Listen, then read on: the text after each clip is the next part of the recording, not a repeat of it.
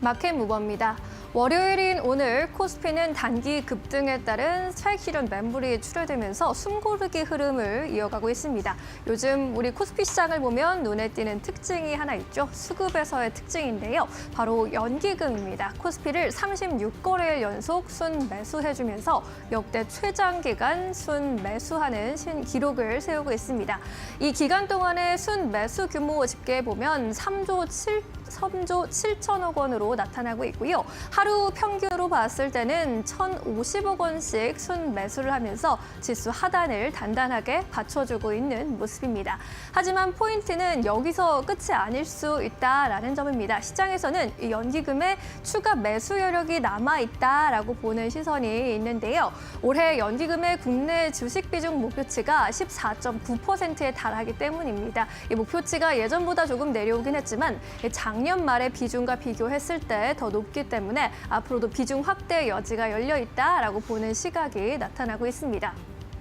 하지만 또 다른 수급 주체인 외국인의 경우에는 최근에 순매도 규모가 줄어들긴 했지만 온전하게 수급이 돌아왔다라고 보기엔 좀 어려운 상황인데요. 연기금의 순매수세가 받쳐주는 가운데 외국인도 플러스권의 순매수세가 나타나면 시장에서 더할 나위가 없겠습니다. 연기금의 순매수 전환 시점을 잘 체크해 봐야 하는 시점입니다. 이번 주에는 또 이벤트가 많이 산적해 있는 상황인데요. 이로 연결돼서 어떤 이벤트가 있는지 함께 살펴보도록 하겠습니다. 2월 마지막 주에 한국 시간 기준으로 봤을 때 먼저 25일 화요일에 한국의 2월 금융통화위원회 예정이 되어 있습니다. 시장에서는 금리 인하를 전망하고 있는 의견들이 우세한 상황인데요. 이에 따른 원화의 변동성 그리고 외국인 수급에 어떤 영향을 줄지 잘 주시해 봐야 할 것 같습니다. 그리고 다가오는 27일 목요일 우리 시간으로 새벽 시간에 미국의 엔비디아 그리고 세일스포스의 실적이 나오게 됩니다. AI 반도체 대작인 엔비디아의 실적 같은 경우에는 AI 반도체 성장 지속적을 가늠할 수 있는 가이던스 결과가 또 시장을 움직일 수 있는 지표가 될 것으로 기대되고 있습니다. 그리고 28일에는 MSCI 지수 재조정이 있고요. 미국의 1월 PCE 물가지수, 개인소득, 소득 지표 역시 함께 시장을 움직일 지표로 체크해 보셔야겠습니다. 이에 따라서 대신증권에선 이런 코멘트를 내놨습니다. 코스피가 이번 주에 여러 가지 이벤트를 소화하면서 2600선 전후의 지지력을 테스트할 가능성이 높겠다라고 바라봤고요. KB증권에서는 다소 우려하는 의견을 내놓기도 했습니다. 미국의 경제 지표가 일단 부진했습니다. 소비자 심리 지수가 예상치를 밑돌았고 인플레이션 관련 불확실성이 나타났는데요. 여기에 더해서 또 중국의 신종 코로나 바이러스 발견 소식까지 새롭게 부각된 불확실성들이 있다면서 위험 회피 심리를 강화시키고 차익 실현 욕구를 자극할 수 있기 때문에 변동성을 확대될 수 있다는 가능성에도 대비할 필요가 있다라고 전하기도 했습니다. 이번 주에는 시장 변동성에 대비하시면서 시장의 지표들 잘 체크해 보시는 것이 관전 포인트가 되겠습니다. 마켓무버 함께 하셨습니다. 네, 이어서 오늘 시장에서 핫한 이슈와 종목을 함께 이야기 나눠보도록 하겠습니다. 오늘도 두 분과 함께 해볼 텐데요. 지신포의 박근호 이사 그리고 최영지 전문가 모셨습니다. 안녕하십니까? 안녕하십니까? 안녕하세요. 네, 두 분과 오늘 어떠한 이야기를 해보면 좋을까요? 지금 바로 주제 공개해 보도록 하겠습니다. 네, 오늘의 조정을 통해 담아볼 가장 매력적인 종목 어떤 거 보고 계신가 하고 질문을 드렸습니다. 오늘 그래도 사실 오전장 대비해서 약간의 낙폭은 좀 줄여냈습니다만 앞서서 신민영 앵커도 전해드렸고 이번 주 들어서 시장이 약간의 좀 조정에 들어갈 것이다라고 내다보는 증권사도 많은 것 같습니다. 아마 코스피가 좀 급하게 올라온 탓이겠죠. 이러한 시장 상황 속에서 어떠한 종목을 보면 좋을지 이야기 나눠볼 텐데 먼저 박근호 이사님. 종목 명만 먼저 깔끔하게 드리고 시작할게요. 네. 태광을 하도록 하겠습니다. 태광, 네. 이게 몇 번 가지고 오셨는데 네네. 그거를 보시는 이유가 있으실 테고 그렇다면은 최영지 전문가님은요? 저는 CJ CGV를 가지고 왔습니다. CJ CGV 두 분 모두 다 종목을 가지고 오셨고 그리고 좀 다른 특성을 가지고 있는 기업을 가지고 오셨는데 먼저 박근호 이사님 태광. 오늘 이 시점에서 봐야 되고. 네, 오늘 조정을 통해서 담아볼 가장 매력적인 종목 원픽. 네. 일단 조정이라는 것은 사실 이 전제 조건을 깔고 가는 거잖아요.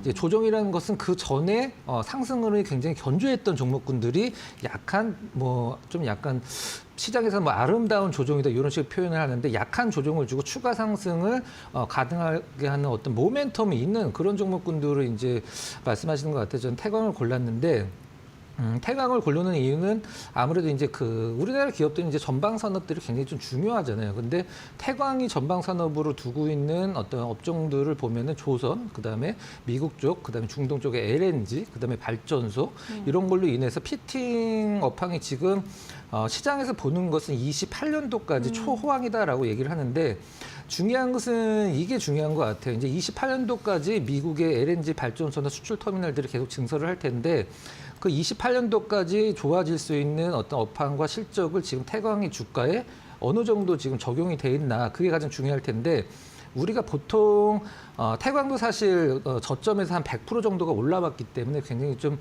부담스럽다라고 생각을 하실 수도 있긴 합니다만 사실 이걸 조정이라고 할 수 있을까라는 그렇죠. 생각이 드는데요. 근데 100%가 부담스러우면은 200%, 300%, 400% 올라가는 종목은 사실 보유하기가 좀 힘들거든요. 근데 일단 수주나 기존의 업황들을 봤을 때 태광 같은 경우는 24년도 대비해서 올해 이제 영업이익을 최소한 미니멈으로 2배 정도를 잡고 있는 상황이기 때문에 일단 실적이나 미래 성장성이 지금 주가의 정가가 그렇게 크게 되지 않았다라고 제가 판단을 하고 있어요. 그리고 수급도 뭐 외국인들은 약간 좀 들락날락하긴 합니다만은 기관 수급은 굉장히 꾸준한 편이고 차트 보시면은 아시겠습니다만은 시장이 안 좋을 때 조정을 같이 받긴 합니다만 굉장히 얕게 받거든요. 그리고 다시 바로 회복을 해주고. 그래서 오늘 주제인 조정, 이제 앞에 추세가 견조했고 오늘 시장이 안 좋을 때 살짝 조정받고 다시 올라갈 수 있는 어떤 그런 모멘텀을 가진 기업의 원픽이 뭐냐. 뭐 여러 개가 있을 수 있죠. 근데 저는 제가 봤을 땐 태광이 가장 좀 좋아 보입니다. 알겠습니다. 말씀처럼 조정을 어느 정도로 보느냐가 사실 그게 기준이 될 것 같은데 태광이 조정이 있다라기보다는 움직임이 없다 이렇게 표현하는 게 맞는 것 같고 지금 시장에서는 앞으로 상승 여력이 더 있는 기업들 그 가운데서 쉬어가고 있는 태광을 봐야 된다. 그리고 기관 수급도 괜찮습니다. 여러분들 계속해서 체크해 보시면 좋을 것 같고요. 이어서 최영지 전문가님께서는 CJ CGV를 가지고 오셨어요. 이 기업은 1월부터 계속해서 5,000원대 그냥 머물고 있습니다. 지난해 12월부터. 오늘 시장도 사실상 거의 움직임 없는데 근데 약간 좀 특징적인 게 보니까 외국인들의 매수세가 3거래일 동안 연속 들어왔어요. 이제 움직이기 시작할 거 어떻게 보세요?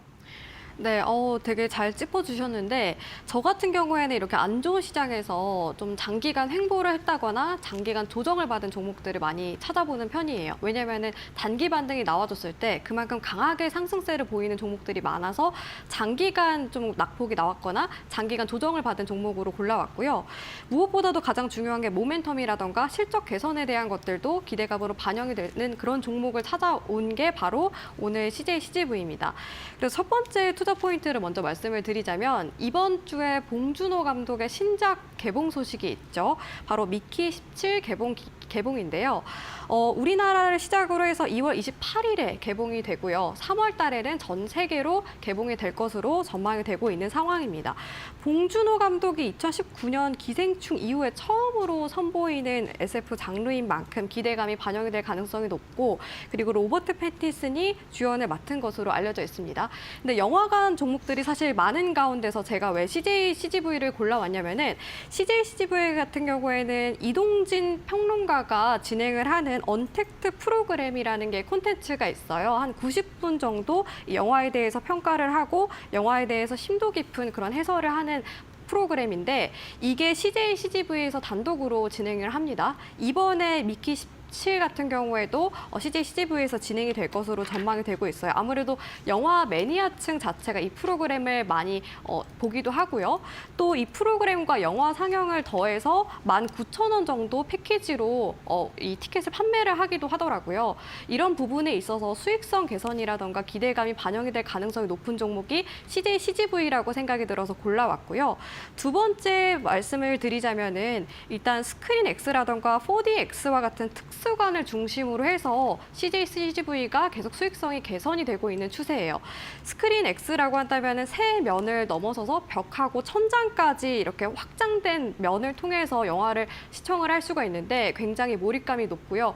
거기에다가 티켓비도 조금 더 비싸서 수익성에 있어서도 좋은 사업이다라고 말씀을 드릴 수가 있습니다. 또 4DX 같은 경우에는 4D를 통해서 영화를 시청을 할 수가 있는데 이렇게 특수관 같은 경우 이제 미국과 유럽, 일본 쪽 쪽에서도 확대를 해 나가면서 앞으로 수익성 개선이 기대감이 커졌다라고 말씀을 드릴 수가 있습니다. 마지막으로 제가 실적이 개선이 되는 게 굉장히 중요하다라고 말씀을 드렸잖아요. CJ CGV 같은 경우에는 2024년 기준으로 매출이 1조 9천억 원 정도 기록을 할 것으로 보이고 영업이익 같은 경우에는 759억 원을 예상을 하고 있는데 영업이익은 전년 대비 26% 증가 그리고 영업이익 같은 경우에는 54% 증가 매출 같은 경우에는 26% 증가를 예상하고 있습니다.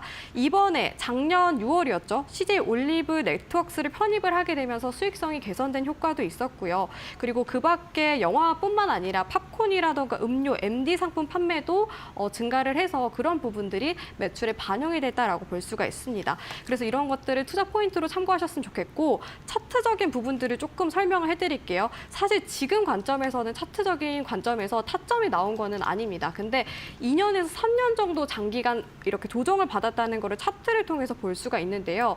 이런 역배열 차트 속에서 단기 반등 구간대가 시장이 전체적으로 반등 구간대가 나와주게 된다면은 거기에다가 모멘텀까지 더해주게 된다면은 거래량과 동반을 해서 강하게 매물대가 비어있는 구간대에서 상승이 나올 가능성이 높아서 저는 시장 조정을 받을 때 이런 과대 낙폭이라던가 장기간 낙폭이 나온 종목들을 고른다는 점도 참고하시면 좋겠습니다. 네, CJ CGV 만나보고 왔습니다. 무엇보다 봉준호 감독의 신작이 나온다라는 점이 다시 한번 또 부각될 가능성이 높아 보입니다. 체크해 보시면 좋을 것 같고요.